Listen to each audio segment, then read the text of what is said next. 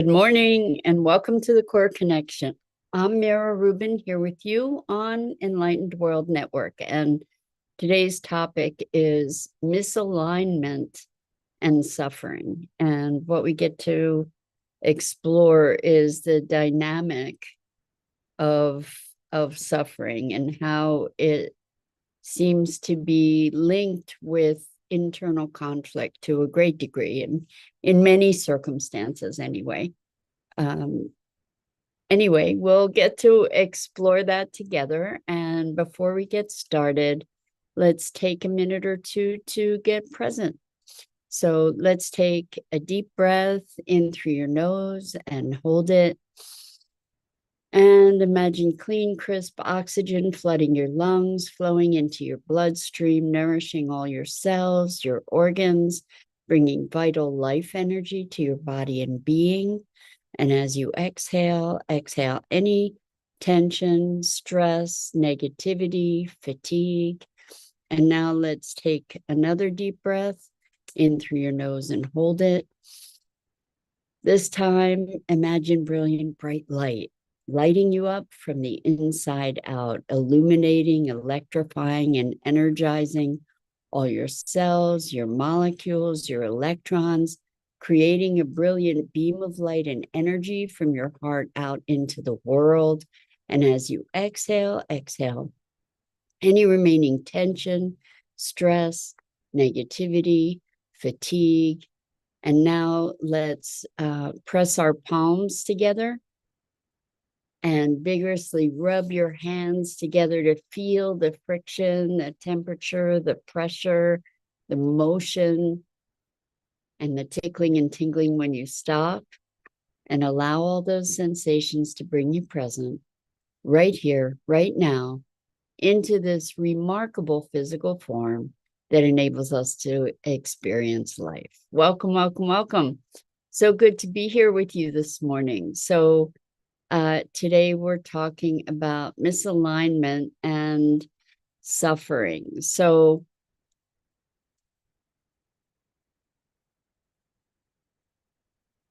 suffering, if we look at it in relation to internal conflict, that's really what we're talking about. We're talking about how we can really struggle and suffer when we're trying to hold two different experiences of something. So I've been talking a bit about my cat passing, my beloved Jewel cat, who was with me for 18 and a half years. And I want to honor her. For those of you who've met her through this morning conversation, I want to honor her and just acknowledge how magnificent a spirit she was and is in my life. And this conflict, I think, that spurred this conversation was a conflict over whether to help her pass or to allow her to just move through that process naturally, and witnessing her decline and her suffering. And so for me, there was a very deep conflict about choosing to help her pass. I believe that she was aligned with it, and there was still the inner conflict, and there was suffering around that. There was guilt and uh, self-doubt, looking at, was I being selfish in assisting her to pass? And And there still is some residual angst around that. And I recognize that I've sort of been suffering with it. And I think that dynamic of inner conflict, holding two potentials and not being able to reconcile them, can be extremely challenging and painful, where we second guess ourselves, where we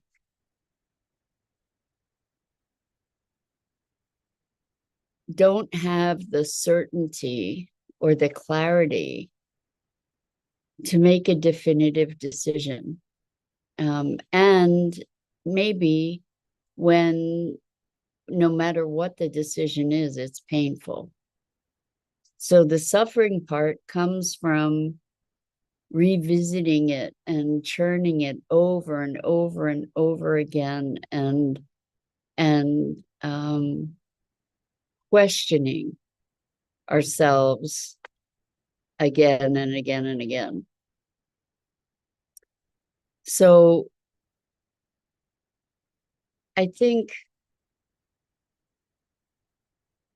well, I've spoken this before. I had the opportunity to assist at an event with the Dalai Lama over the course of a week some years ago. And the thing that has most profoundly stuck with me from that experience was a quote from him where he said that all suffering is a result of misconceptualization, the way that we're thinking about things.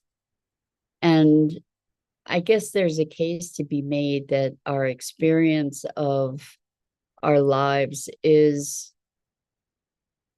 resides in our thinking about things to a very great degree, resides in the context through which we view the world. And it's very common for us to get caught in loops, repetitive thought loops of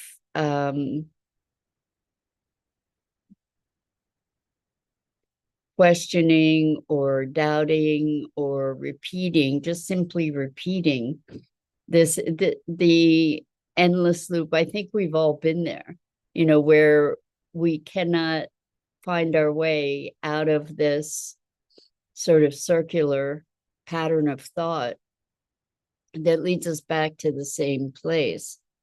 I just noticed that with this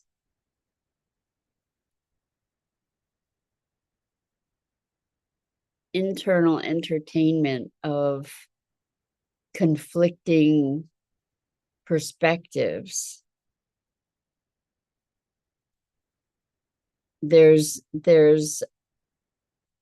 it can trigger a whole pattern of self-punishment, suffering, second guessing. And I guess the thing to be looking at is that through that process, ideally and ultimately, we can and maybe hope to find some kind of reconciliation, some kind of resolution. Because without that resolution, we can continue to perpetuate that conflict for years and years and years. Good morning, Rosalind. Welcome. So good to have you here with us this morning. We're talking about misalignment and suffering and holding conflicting perspectives and ideas and bouncing back and forth endlessly. And and how that can be so disruptive until we can find some kind of reconciliation. There is all kinds of potential that resides within that kind of conflict, because there's so much energy, this energy of opposition that is very uncomfortable to hold. And there's a point at which if we allow ourselves to hold those contradictions, those conflicts, if we can hold it long enough and be in the discomfort of it and allow that energy to do its thing, so to speak, to activate, what can happen is that a new perspective emerges, something that is nonlinear, that is a transition that might not have been able to,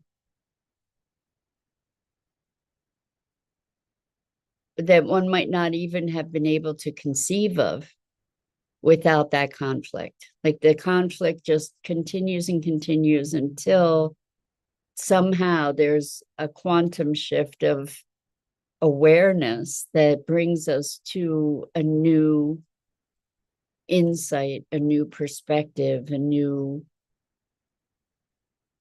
dimension of understanding that, as I said, is not a linear progression. And on some level, perhaps it's a surrender to recognize that those seemingly opposing factors are part of one and the same thing. So we've spoken a lot about this framework called the triad. Good morning, Dido. So good to be with you this morning. I'm so delighted to have you joining us. We're talking about misalignment and suffering, and really what we're talking about, I guess, is reconciliation, is finding a place where these seemingly opposing influences are part of a greater whole, where they're not really opposing at all. So I was talking about the triad, the framework, where there's an activating force and a restraining force. And it is these two pieces that are sort of vibrating together and seemingly in a seemingly irreconcilable way, until something new emerges. And maybe it's through surrender, maybe it's through grace, but at some point there's another perspective that emerges that kind of unifies and reconciles those conflicts. And we can think about it as the third side of a coin. So it's not that a coin has only two sides. The reconciling part of the coin, if we were going to separate it, instead of saying, well, then you have the whole coin, but there's a side of the coin, and that brings it all together so that it becomes all one. And I think that that's what we're looking at here is, yes, for instance, in this situation with Jewel, I have the grief of losing her, the desire to have kept her with me longer, the desire to spare her suffering, there are all these different emotions, guilt, for helplessness, all of these different feelings that conflict, love, of course, um, the selfishness of uh, wanting to keep her with me, and also wanting to proceed with the call of my life, that that make it or made it inconvenient to be having to care for her, at the same time that I deeply care for her. You know, the grief at losing her and the relief of not having the responsibility, all of these things that conflict, and then we tend to judge ourselves for those feelings. One of the things that is so challenging about this transition, or the transition of a loved one, is that all these feelings coexist. All of these feelings occur all at the same time, and they're all over the place. There's such a spectrum that they don't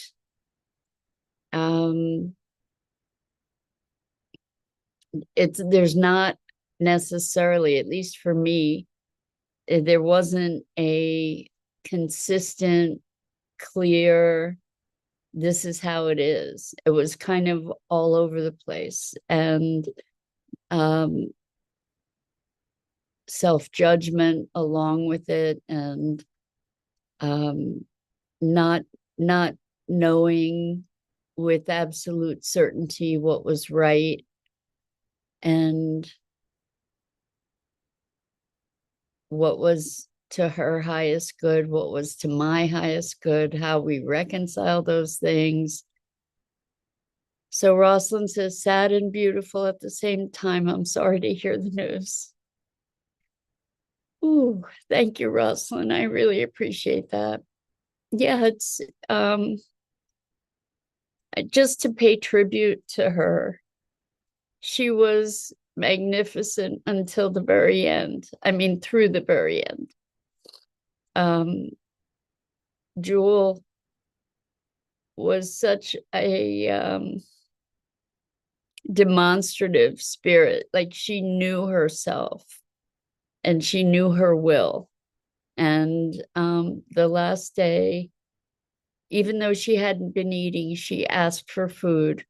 And I gave her some tuna fish, and she always liked drink the liquid more than the food. So she lapped up the liquid from the tuna, and that was her last meal. And I had been taking her outside every day, and the several days prior to her last day, which was last Wednesday, I would carry her up and down the steps. And that day is 14 steps. She could barely walk. She walked up all the steps herself. She was very, very strong-willed. She knew herself. And then when the doctor came, thankfully I was able to find somebody to come to be able to help her pass from home. The doctor asked me where I wanted to be with her. And I had a ramp that went up to my bed because Jewel couldn't really jump very much anymore. And again, she could barely walk, but she walked up the ramp and walked herself over to where I sleep in the bed, and she laid herself down there, saying that's where she wanted to find her final rest. And it was so very, very beautiful to see her will, to be able to honor her and see her And there was still a lot of conflict that I felt. And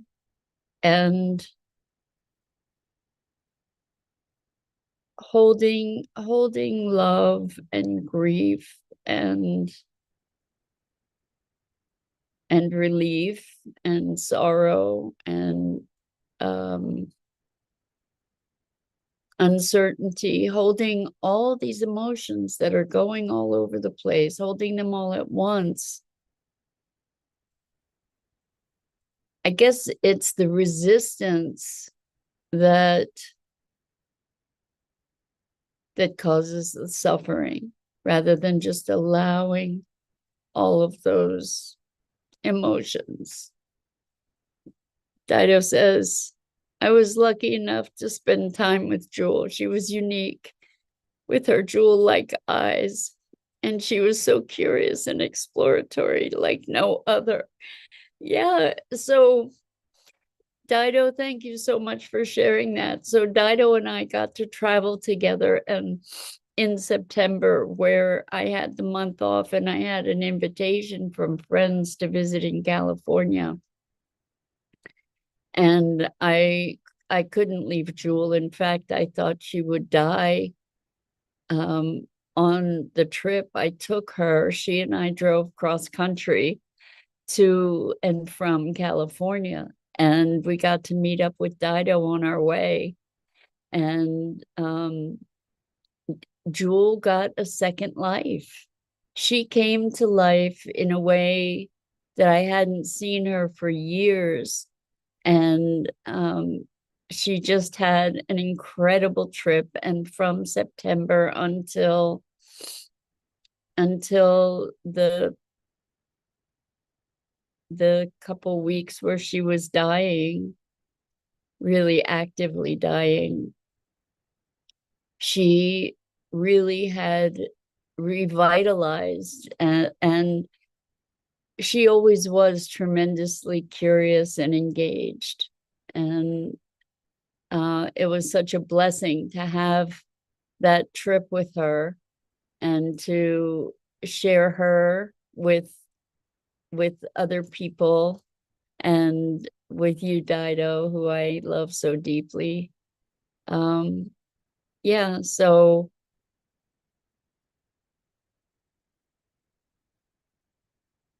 I think death brings a unique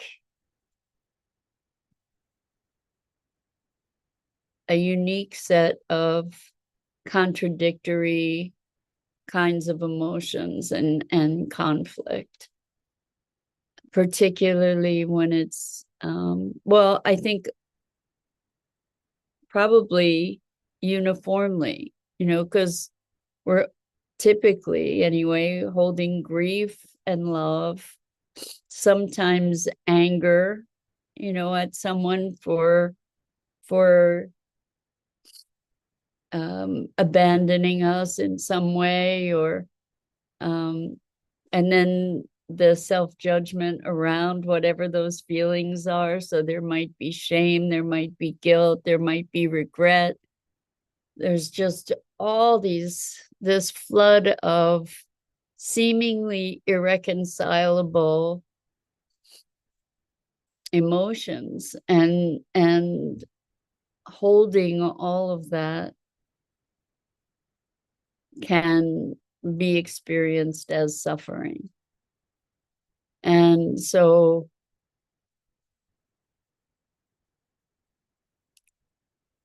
granting ourselves the truth that we are not one thing, that all those seeming contradictions can exist all at once in the context of our humanity.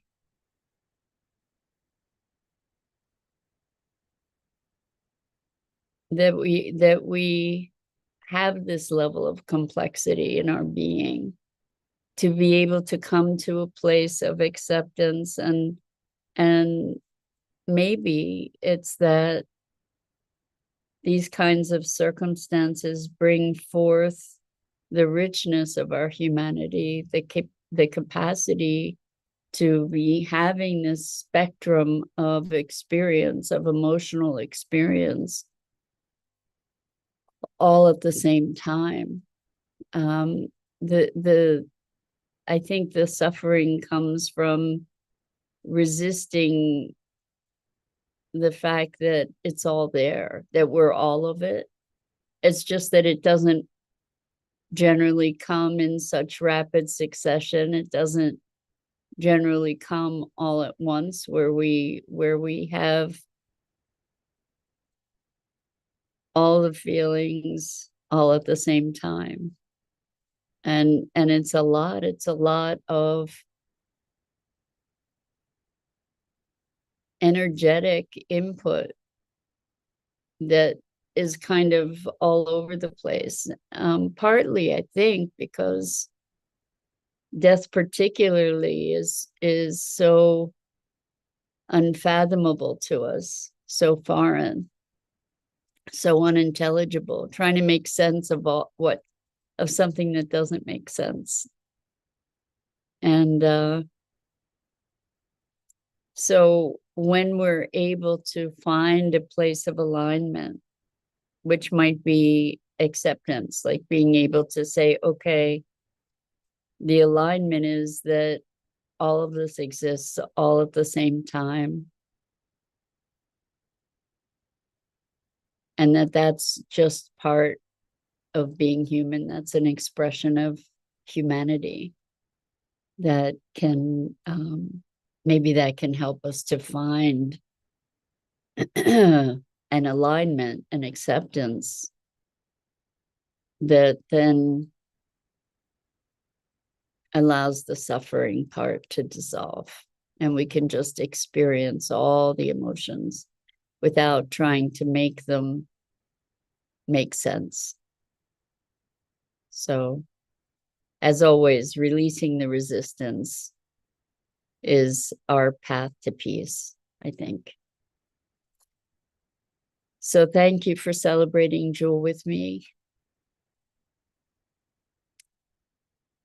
And I so deeply appreciate you holding her in your heart, as do I. Oh, so much emotion. Anyway, that's it for today. I'm Mira Rubin. This is the Core Connection. And I go live here each weekday morning at 9 a.m. Eastern on the Enlightened World Network Facebook page and YouTube channel. And I invite you to please like and follow. Dido says, I do hold her in my heart. Thank you, Dido. Thank you. So I so deeply appreciate you, all of you, to be able to have the opportunity to explore our humanity together and to just support one another in the richness of this journey. So until next time, so much love to you.